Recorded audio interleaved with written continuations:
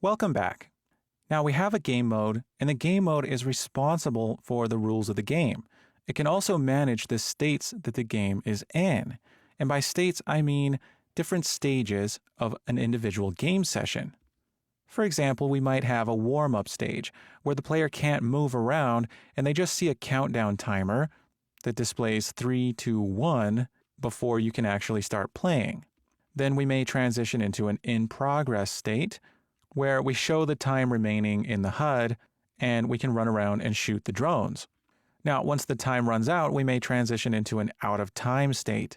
And in that case, we would say that we've lost the game if we haven't killed all the drones in the level yet. Now, another state might be that the player died, in which case we've also lost the game, or we may actually clear the zone and destroy all of the drones before we ran out of time. In that case, we may transition into a player 1 state. So we have several different states that we can be in for the game, determining what we're capable of doing while playing. So we need to think of a way that we can keep track of these states. Now, an easy way would be to just have an integer and say that 1 corresponds to warm-up, 2 corresponds to in progress, and so on. But numbers aren't very informative, and it's not obvious that each number represents a particular state. And that is where the enum data type comes in. Enum is short for enumeration. And we can create an enum data type to keep track of various states. An enum is a collection of named integer constants. So each item in an enum data type is an integer with a name. This allows us to keep track of various states of things. And we can also switch our logic based on the value of a given enum. So if our enum is, for example, in the in-progress state, we can do something appropriate for that state and not do things that would be more appropriate for other states. Let's see what we mean. Now I'm going to go into our game mode folder, and we're going to create a brand new enum. Let's right-click and go to Blueprints, and we're going to create an enumeration. Let's click that, and we're going to call this Session State. And I should probably spell this correctly, so I'm going to add that T that I'm missing there. Session State. There we go. So let's open Session State, and we see that it's empty, but we can add new enumerators. These are those named integer constants I was talking about. We can click New to add a new one. Now it's got a display name, and we can also give an optional description for it. So the first is going to represent our warm-up state. So I'm going to call the first one warm-up. And I'll simply say display the warm-up message. So we have a single state.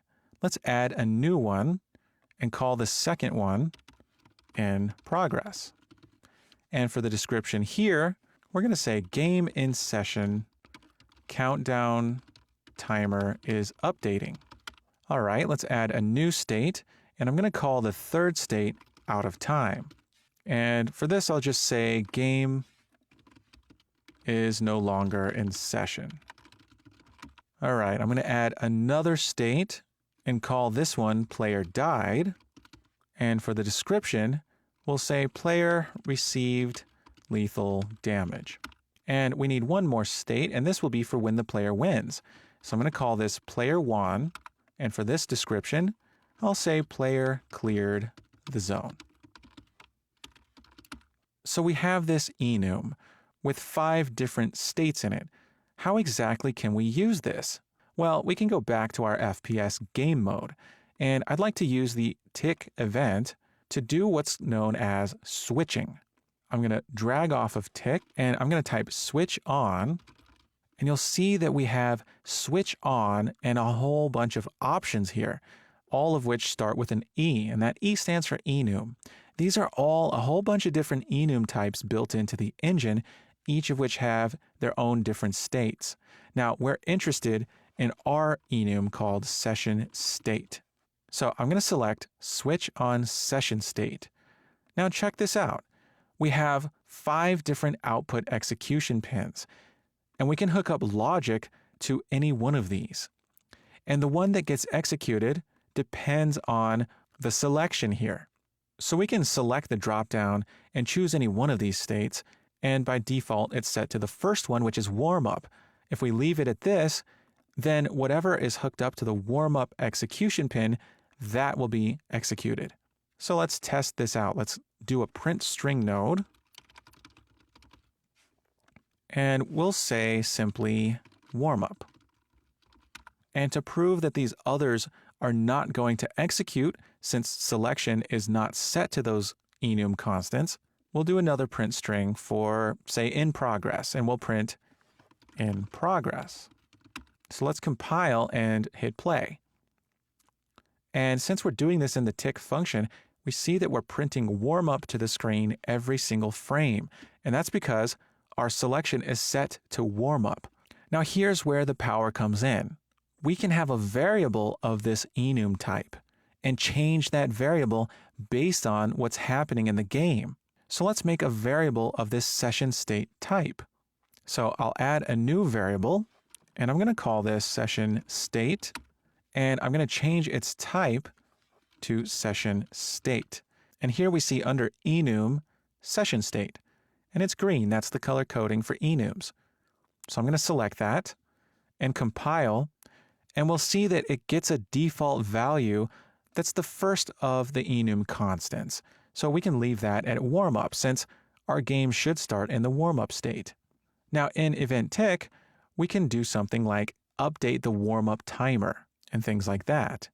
And to update the warm-up timer, we'll probably want a function to call here to do that. Now, what are we going to do in that function? Well, we'd like to set this warm-up text here. We used to have the value 3 for its text, but now it's empty. See, if I put a 3 there, we can see now there's a 3. Now, we never named this, so I'm going to call this warm-up text. And this warm-up text, if we set it to is variable here, can be changed, and we're going to do that in a new function that we'll create and call in the warm-up state. So I'd like you to create a new function on the game mode and call this update warm-up timer. Inside this function, you're going to get the game mode HUD variable and set the text for the warm-up text. For now, just set it to 0. We'll figure out how to update that in the next video. So pause the video and make this function now. All right, so let's make our new function. I'm going to create a new function and call this update warm-up timer. And in update warm-up timer, we're going to want to get our game mode HUD.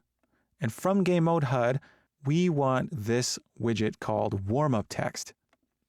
So let's get warm-up text. And we're going to set the text for it. So let's call set text. And for now, we're just going to set it to a value of 0. In fact, we can pass in 0. Now, this isn't the number 0. It's the character 0, since this is a text data type. But that's okay. We'll set it to 0 and compile. And of course, I get an error because I need to go back to game mode HUD and compile this. That way, our warm-up text is variable property is compiled. So now we can go back and we compile successfully. So we now have this function. And of course, in the event graph in tick, we can call this in the warm-up state. So let's call update warm-up timer. And for our switch on session state node, we can use our session state variable. We'll plug that on in for the selection. So whatever our session state variable is set to, which it starts off in the warm-up state, that's the execution wire that will be executed. So we should get update warm-up timer called every frame. So let's hit play. And now we see a 0 instead of a 3. So we know that our switch statement is working and we're calling update warm-up timer. Now we don't want this just to be set to 0, so in the next video, we'll update this appropriately. So in summary, we created an enum called session state, and we added 5 different states corresponding to the different states of the game. And we now have a session state variable that we added to the game mode. And we can now use a switch statement with that variable value and perform different lines of execution depending on what the value of our session state variable is equal to. In the next lecture, we're going to update that warm-up timer so we can see a countdown while we're waiting to start the game. Great job. I'll see you soon.